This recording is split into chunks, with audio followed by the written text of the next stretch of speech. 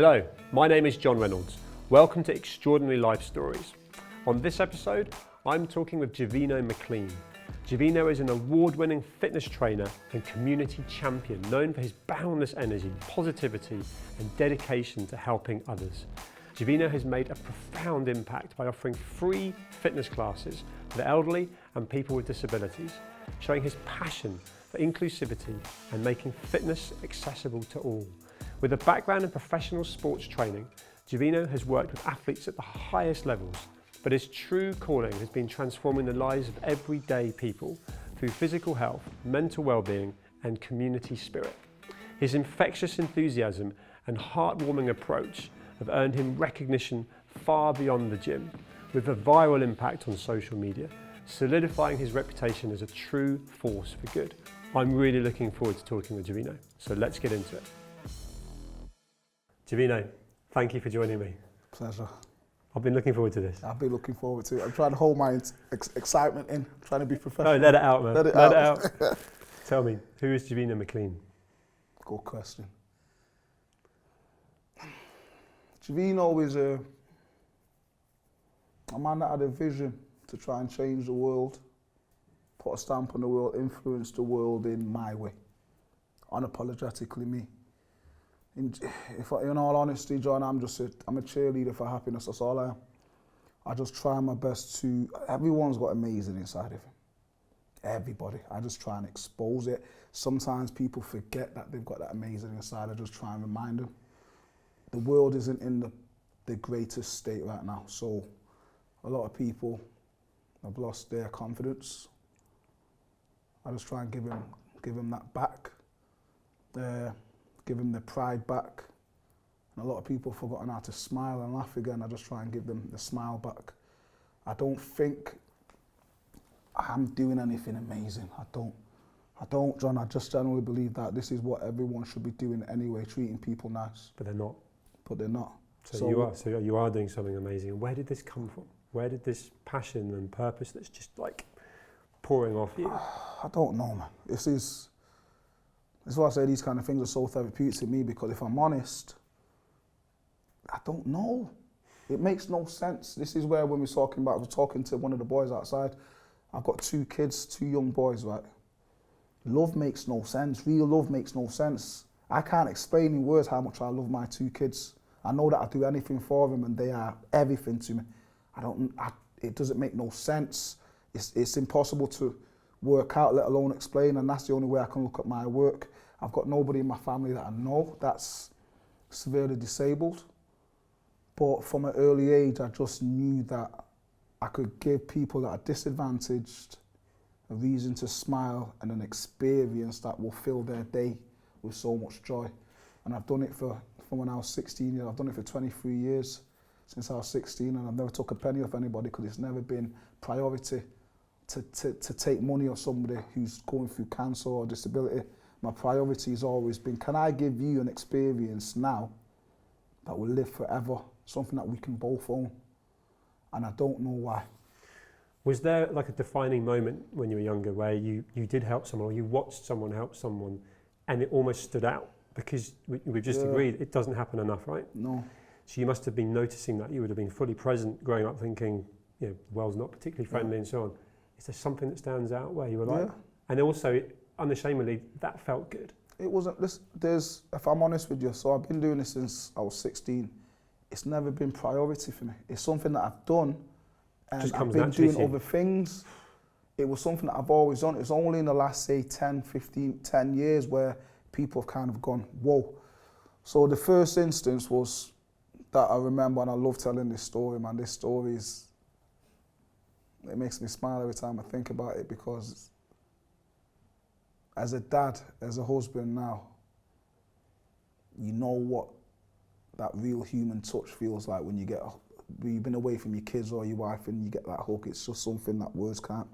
I remember I was doing a cricket coaching session at a local park, and I looked over to my left and there was a family, a big Asian family playing cricket.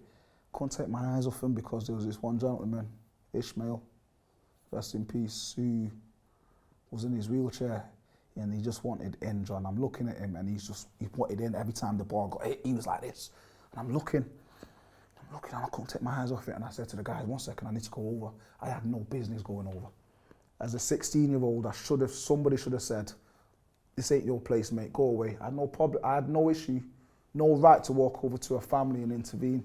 But I said to him, I asked a question, I said, who is this man to you? One person said it's my brother, one person said it's my cousin, one person said it's whatever. So I said, how dare you not get him involved? How dare you not get him involved? Everyone's having the greatest time, the sun's out, the ice cream man's there, and everyone's singing and dancing and laughing and having the greatest summer. How dare you not get him involved? I took so much offence to it. I don't know what made me go over. I can't tell you the reason. I just knew that I had to, John. And how did they react? It was awkward, but then something happened that I think kind of set the platform, the foundations. I took them all over to the cricket wicket, and I got my lads and I got the family together and said, we're going to play a big cricket match. Ishmael, I rolled him over to the cricket wicket, gave him his cricket bat, and I said, you're going to bat. And I said, every single person, this is what we're going to do. If somebody bowls at Ishmael and he misses the ball, nothing happens. If he hits the ball, everybody does one press up or one burpee. John, for 2 hours, we had the greatest game of cricket. We laughed our heads off. He's the only person that batted for 2 hours. At the end of that, his wife come over, who spoke no English. She gave me a hug that I knew exactly what she wanted to say. She didn't let me go for about 10 minutes. And that made me, no words were spoken. He came over, he spoke broken English, and he said he wasn't born disabled. There was an accident that, unfortunately, that paralysed him. And he said it's the first time in 10 years that he's felt human, he's felt alive. And I never forget the look in his eye, the joy. I was proud of myself that I had the courage to come over. I don't know what said to me go over. Courage. And that, the brother, the cousin, is there an element of, because I'm dwelling on that whole, why are we not all helping more people? And is it a conformity that goes to society living in fear, stroke, again, conformity? And you've broken that, and you're creating a movement that is demonstrating that by doing these things and breaking stigma, breaking tradition, which particularly in Britain, it's been so stiff upper lip, and this is how we do it. Yeah. Whereas you are literally the opposite. Yeah, definitely. You're a change maker, you're a force of nature, but force of good in how you're now helping people that, in the nicest possible way, have been sidelined, ignored. Would you agree with that? 100%.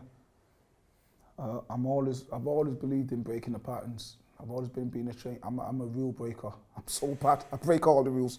But I think disadvantage. Without being bad, I just want to make, what I mean by that is there's rule breaking that can get you into trouble. Of course. There's rule breaking where you're demonstrating and showing other people that almost shows them a way that they didn't even know. Yeah, definitely. I've had a few situations, examples that are exactly what you're saying there.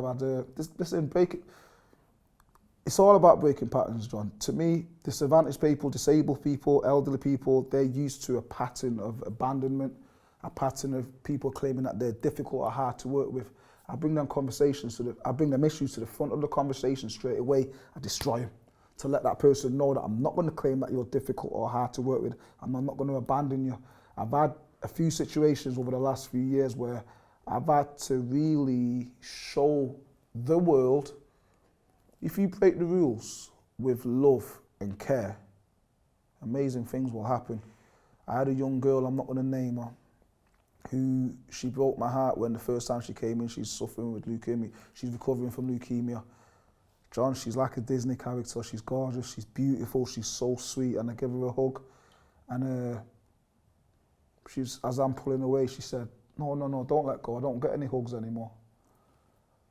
And I just went outside. I went outside, man, and I just broke down. Because she was about 15 minutes early for the session. I went outside. And I went, you don't get any hugs. And then she went, no.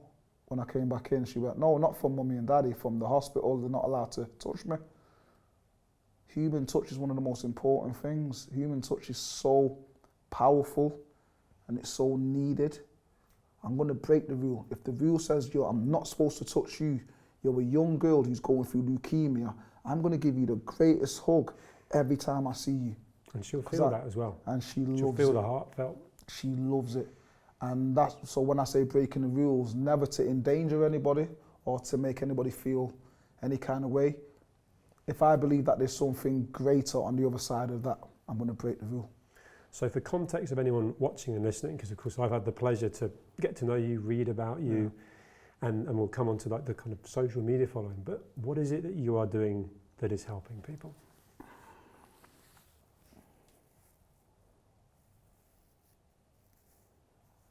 I believe that everyone should be valued. Right? I believe that everyone should be seen, whether you're able, whether you're disabled, whether you're black, white, race or politics.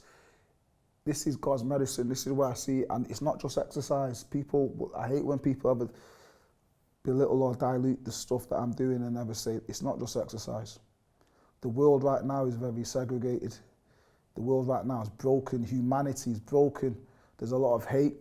There's a lot of hate caused from religion, from race, from politics. We're all humans going through the same stuff.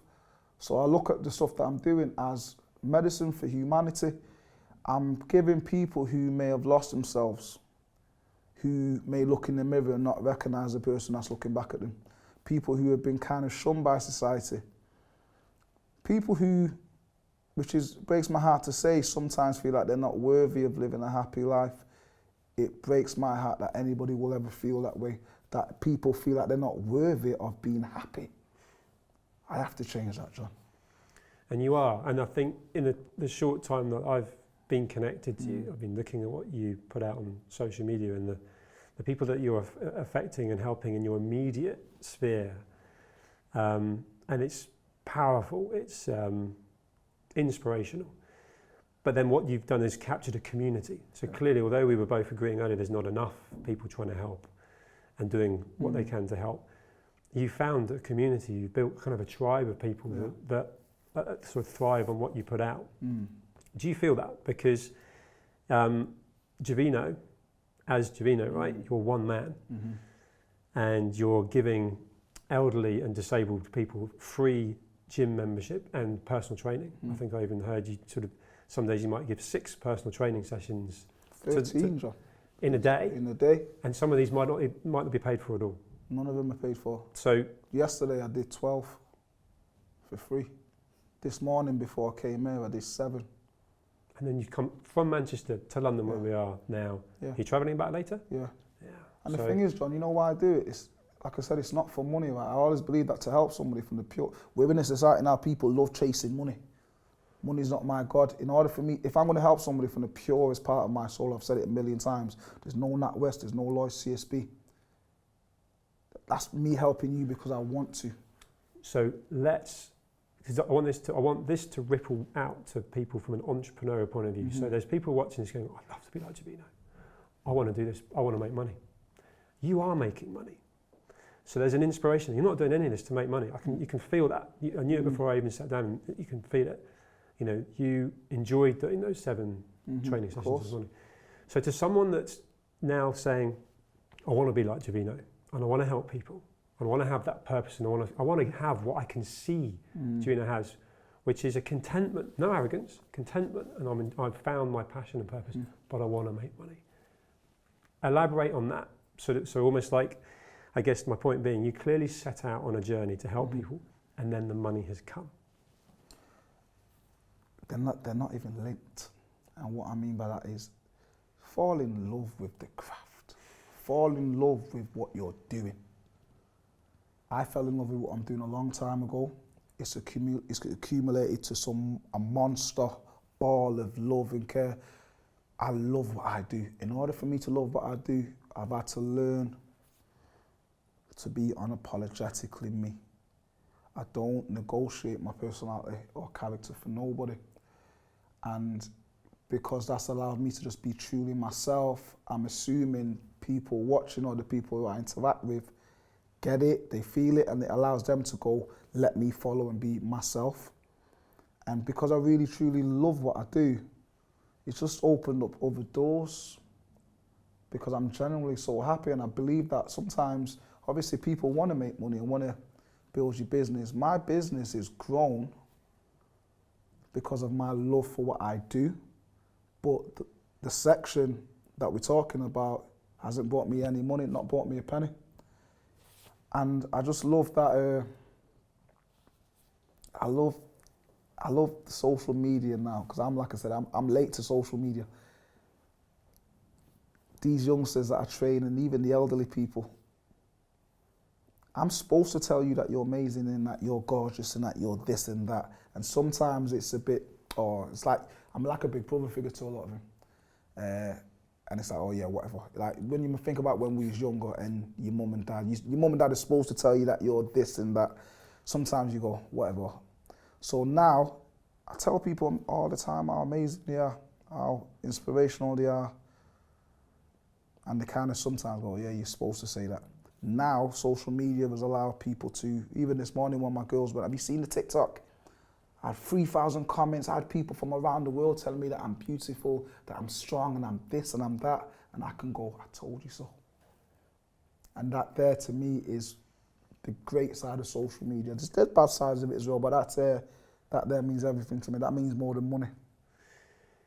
And on that, with the social media side of things, I mean, you said you were late to the party, but you exploded on it. And that tells me that you are doing something that others aren't, because social media is saturated. Yeah. Everyone, and there's so many people that are aspiring to be big on social media. And dare I say, the lack of authenticity is probably why they're not. You're being you. Yeah. And by being you, you're actually helping people, and it's storytelling. Everything I've watched, you're setting a scene where someone thinks they can't do something. You know, there was a lady that was putting her leg up onto one running machine and then, or a bench, and then another one, and she didn't do it quite right, and you didn't let her get away with it. No, come on, back. She's struggling, and so it's encouragement. It's inspiration again, and it was just raw authenticity. Yeah. Did you know that was going to happen with social media? And although it's been super positive for you because of how you're effectively controlling it, it can have such negative effects on some people with the 3,000 comments and so on. One of those comments is really negative, and that person dwells on the negative. How do you deal with that, and how do you brush out the negatives in your life? I'm unavailable, John, I'm a bit of a nightmare with emails and text messages and things, because I try and protect my own mental health. I try not to be available to negativity. I think it's one of my positives, but it's also can cause issues because I don't see comments. I never go through the comment section. I don't do it for that. If other people want to go through the comments and stuff, I just try and create an amazing experience that's going to live. Because you got to think, I always think of legacy, and when Javeno's gone. If I'm gone, my words, my actions, the experiences that I've created, that's what's going to live forever. The comments, I couldn't care less. Even though I know that 99% of them are amazing, I don't go through the comments. And the way I protect my mental health and the way I keep my work ethic and the work really pure and organic is I film, I send it out, I'm done. If it goes where it goes, cool. And I ought to say to the guys, and with the bigger and the more successful, and this is obviously so global now with what I'm doing, and it's amazing, every single session I have to remind people, with all due respect to the social media platforms, it's not about the likes or shares or retweets. It's about us working today to improve your health. That's priority. Keeps it present, keeps it relevant. That's what's priority. If you're doing amazing and I feel like we can capture something magical that could inspire the world, we will do it. A lot of times I don't record. I've even had to ban a few people. Well, not ban them from the session, but I've had to ban a few. I'm not going to name them. They know who they are. I've had to say to them, I'm not recording you for a month because you're taking your eye off the ball. It's not about, Jay, can you film me because I want to get this many views or comments. The conversation, the narrative should be your health, your fitness, your mobility, what we started. Everything else is secondary. And if I ever see a client kind of going the other way where, can you film me because it'll give me this many more new followers or likes or, nope, you're not, no. So if Javeno was hit by a bus tomorrow, how are you going to protect this? Because what you're doing is super special, right? Yeah. And you are right, finding authenticity in the people around you that aren't going to get, they might come in with the right purpose and intentions, but then there's the opportunity, oh my God, actually I've just done this video with Javeno in the session, and it's just hit 100,000 likes, whatever is a big number to them. And then you watch them, you watch the head turn, and you bring them back. So much of what you're doing right now, you control. Yeah. How do you scale J7 Health? How do you scale Javeno to make this something far bigger, far more needed? That's a good question, John, and it's a hard one to answer. And I'll be generally honest with you. And please don't judge my answer as regards, because I don't. Originally, I would have loved to open another J7 in franchise. But then I've come to realise I do not know how to teach. And I don't mean it boastfully, I don't know how to teach. I could go get 20 personal trainers now who are the most knowledgeable people. They know every exercise possible. If you can't connect with a human on a level that's so deep that everything else becomes irrelevant, because the only thing that with the stuff that I do, it only works because we've built a forever friendship, that they know that what we've got, if J7 was to go today, if I was to get hit by a bus, mine and Jay's relationship is so solid, we're here. A lot of people can't do that, and you've got to really be able to connect with humans. It's not about your physique, it's not about your qualifications, it's about humans. And I've had trainers over the years who have come into my facility who have now gone, I've had to get rid of, because they don't get that. They think it's not a gimmick. This is real life, these are real people with real emotions and real challenges.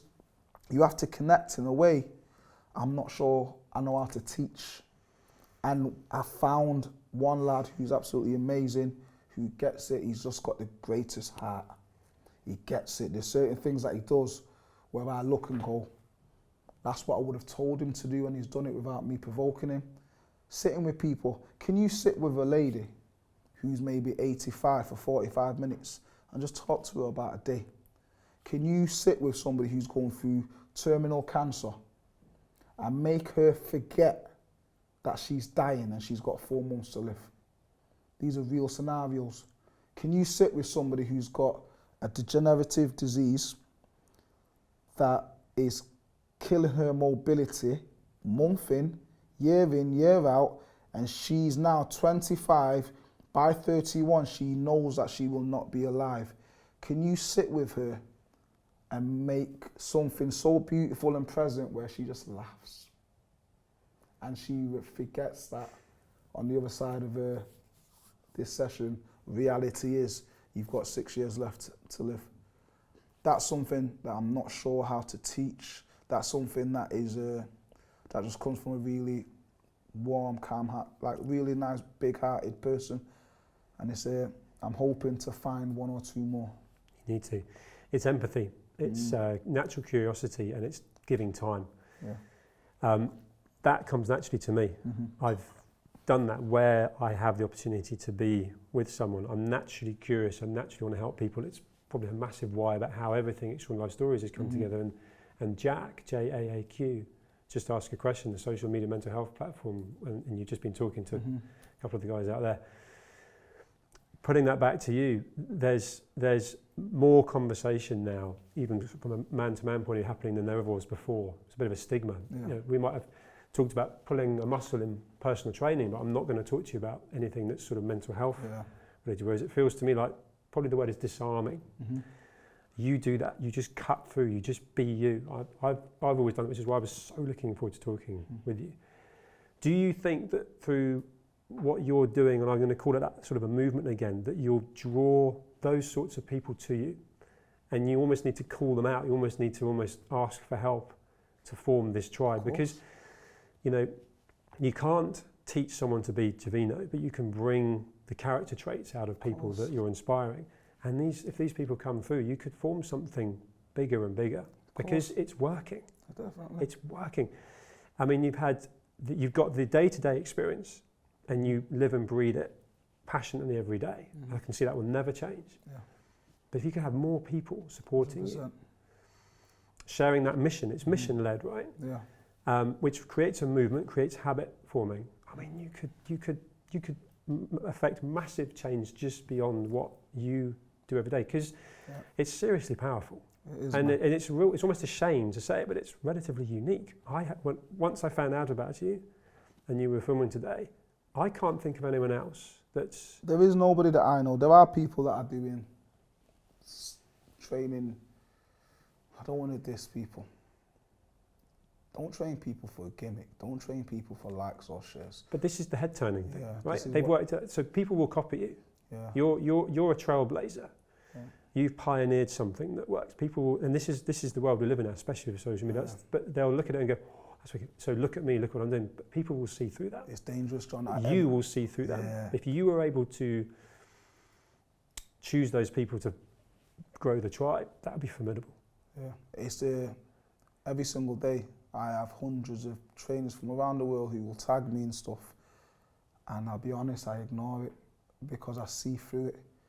A teacher becomes a teacher because they want to teach and educate. A nurse becomes a nurse because he or she wants to really help people. This ain't a gimmick. So a lot of the people that tag me every single day, I ignore it because they're doing it because it looks cool and trendy. I turn away so many celebrities. So many celebrities. Do you think that's because they're coming to you because you're getting these viral, right? It's because it looks honourable to come and help a bunch of people going through cancer or dementia, and I see right through it. I'm very protective of it. And what you said before, I totally agree. There's so much power in conversation, and you know where the power comes from? There's a section of uncertainty, and what I mean by that is there's a skill I've had to learn to develop a skill that I'm so proud of, man. I find it very hard to kind of give myself compliments. But one of the things that I'm proud of, John, is check this out. If me and you are doing a session, like even this morning, I did a session with a young boy and I said to him, I don't know how this is going to work out, but guess what? We're going to do it together. And that's why a lot of the videos, it's genuine excitement because I didn't know it was going to work. But I think about how powerful that is when you commit to something with somebody where you're going to go, listen, you know that Jay's got you, I'm going to keep you safe. I'm never going to let anything hurt you. I'm never going to let you fall. I'm going to be right here, but I'm going to do something with you. I don't know if you can do it. I generally don't. It's not a setup. It's not fake, but we're going to do it together. So win, lose or draw, me and you, we're together. Let's see what happens. And then when somebody kind of understands that and they kind of look at me and go, you're willing to do that with me, you're willing to roll the dice with me and see what comes out, they give me everything, John. Do you know, I feel so privileged to be in your company, to have this time, and also to have captured a conversation that can be shared. Yeah. That, you know, we could talk for another hour and it would just be golden. Let's do it. Yeah, but my point is, there's people that will get enough of a blueprint from this conversation to hopefully affect change, to influence them wanting to help more people and care, share.